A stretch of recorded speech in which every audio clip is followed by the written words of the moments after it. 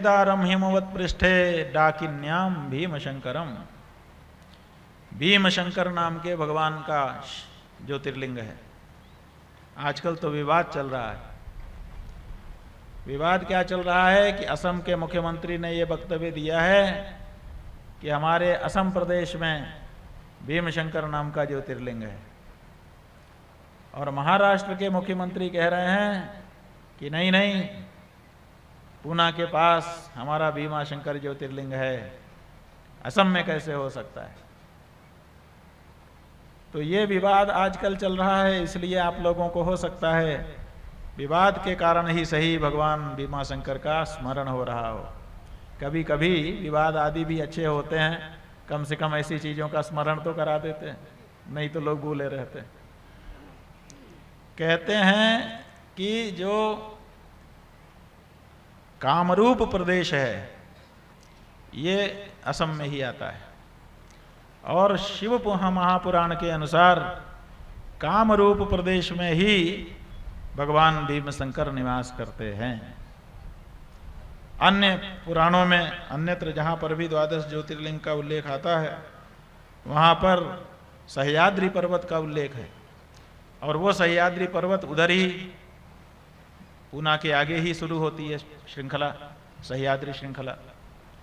तो इसलिए लोग वहाँ पर जाकर के भीमाशंकर का दर्शन करते हैं। दोनों ही जगह पर प्राचीन भीमाशंकर भगवान का मंदिर बना हुआ है, और दोनों ही जगह पर परंपरा से लोग जा करके पूजा करते हैं, क्योंकि काम रूपाभिधे देशे शंकरो लोक काम्यया अवतीर्ण स्वयं साक्षात कल्याण सुख भाजनम।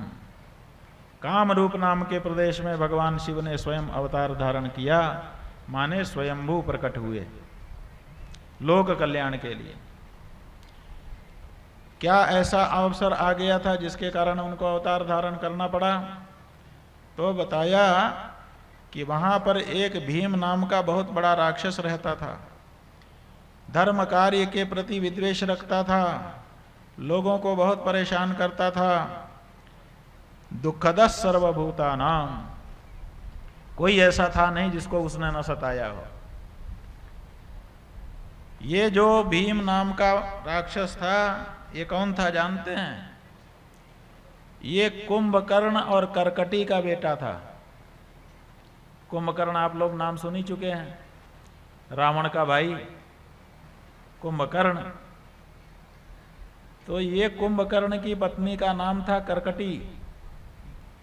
कुंभकर्ण और करकटी का बेटा था, सह्य पर्वत पर रहता था। जब भगवान श्री राम ने कुंभकर्ण का वध कर दिया, उसके बाद से उसकी माँ सह्याद्री पर्वत पर चली गई और वहीं पर जाकर के रहने लगी। ये जो है कुंभकर्ण की बेटी थी।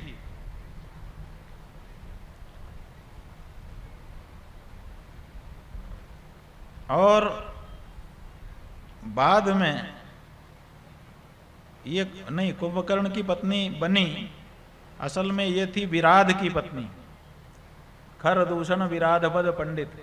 जब भगवान श्री राम दंडकारण्य में थे तो सबसे पहले खर और दूषण से उनका युद्ध हुआ था। उसके बाद उन्हीं के साथ विराध नाम का राक्षस भी आया था। उसी विराध की ये पत्नी थी। भगवान श्री राम ने खरदूषण और विराध को मार दिया तो ये विधवा हो गई।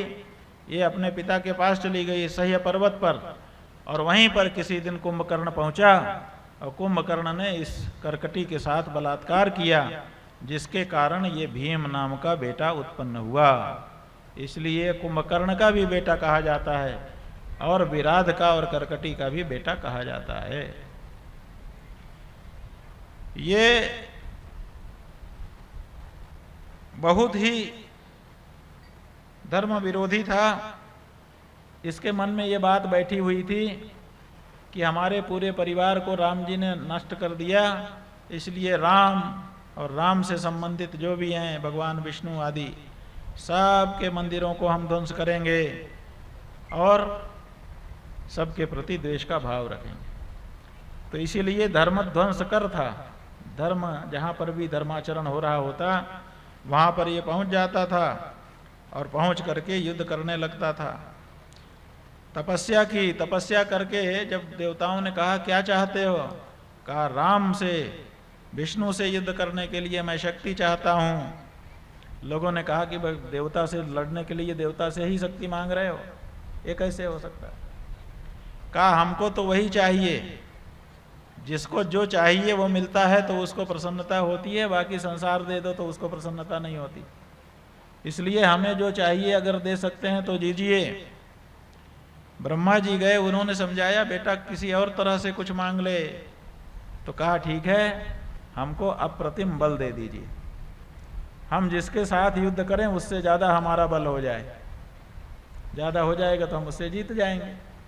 ब्रह्मा जी ने कहा ये ठीक है, ये ले लो, लेकिन देवताओं से विरोध का हम देवता ही कैसे वरदान दें। तो अतुल्य बल मांग लिया। अतुलम च बलम मेद्य देहि त्वम कमलासन, हे कमलासन हमको अतुल बल प्रदान कर दीजिए। अब अतुल बल उसको ब्रह्मा जी के आशीर्वाद से प्राप्त हो गया और उसने देवताओं से युद्ध शुरू कर दिया। जिसके सामने खड़ा हो जाता इसका बल ज्यादा हो जाता, स्वाभाविक रूप से सामने खड़ा हुआ शत्रु पराजित हो जाता। इस तरह से अनेक देवताओं को जीत लिया। इसी क्रम में ये जो काम रूप नाम का देश था, वहां के राजा सुदक्षिण थे, उनको भी जीतने के लिए धावा बोल दिया। बहुत बड़ा युद्ध हुआ और ब्रह्मा जी का वरदान था बड़े से बड़ा बलवान आ जाए उससे बड़ा बल इसका होगा। तो काम रूप का राजा सुदक्षिण भी जीता गया, वो भी हार गया। और भीम ने उसको जेल में डाल दिया। वो राजा बड़ा धर्मात्मा था, भगवान शिव का परम भक्त था, प्रतिदिन पार्थिव पूजन करता था। जब जेल में राजा चला गया तो लोगों को जेल में जाने से दुख होता है। ये जो सुदक्षिण नाम का राजा था ये बड़ा खुश हो गया, नाचने लगा जेल में जा करके। तो जो लोग पहले से जेल में थे उन्होंने कहा राजन, जेल में आकर हम सब दुखी हैं और आपका तो इतना बड़ा राज्य चला गया और उसके बाद आपको जेल मिली है, आपको किस बात की खुशी है। तो राजा सुदक्षिण बोला हमको इस बात की खुशी है कि राजकाज में दिन भर लगे रहना पड़ता था, भगवान की पूजा का समय नहीं मिलता था। राज चला गया, जेल में मैं आ गया, अब दिन भर भगवान की पूजा करूंगा। इससे बढ़कर के मेरे लिए और सौभाग्य का क्या प्रश्न हो सकता है। कैसे कैसे भक्त हो गए। लोगों ने देखा कि वो केवल कह नहीं रहा है, दिन भर भगवान की पूजा में लगा रहता है, जेल में ही पूजा करने लगा। इसकी जो पत्नी थी वो भी और कुछ काम नहीं करती थी, जेल में भी रह करके पूजा ही लगाती रहती थी। एक पूजा पूरी हुई तो फिर से दूसरी पूजा की तैयारी शुरू हो जाती। इस तरह से पूजा पर पूजा, पूजा पर पूजा। जेल में जो कैदी थे वो सब भी इसी की पूजा में प्रभावित होकर के लग गए। जैसा राजा करे वैसा यथा राजा तथा प्रजा। जेल में ही सही राजा आ गया तो राजा जो कर रहा है वही तो प्रजा करेगी।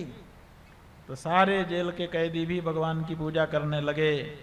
अभी तक एक व्यक्ति स्तुति करता था तो बाहर आवाज नहीं जाती थी, अब सारे कैदी मिलकर के पूजा करने लगे, सब स्तुति करने लगे, सब हर हर शिव शिव शंभो हर हर महादेव कीर्तन हो रहा है। तो बाहर तक आवाज जाने लगी। भीम को भी पता चल गया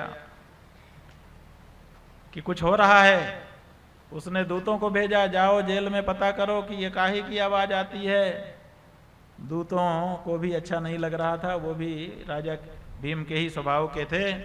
उन्होंने रिपोर्ट बना करके दे दिया कि महाराज वहां कोई पूजा वूजा नहीं हो रही है, आपके विरुद्ध अविचार प्रयोग हो रहा है, आप मर जाएं इसके लिए अनुष्ठान किया जा रहा है, आपको मारने के लिए अविचार प्रयोग हो रहा है। जब राजा राक्षस ने भीम ने सुना कि हमको मारने के लिए वहां पर अविचार कर्म किया जा रहा है तो बहुत क्रुद्ध हुआ।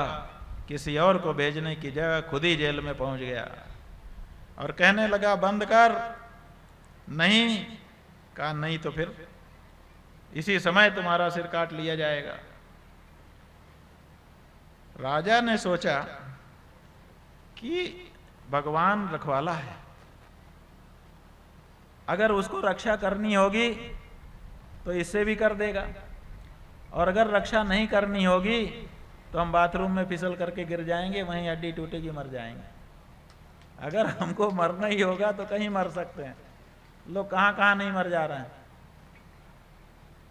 तो मरने वाला तो कहीं भी मर जाता है, और भगवान जिसको बचाते हैं वो कठिन से कठिन परिस्थिति में रह करके भी बच जाता है।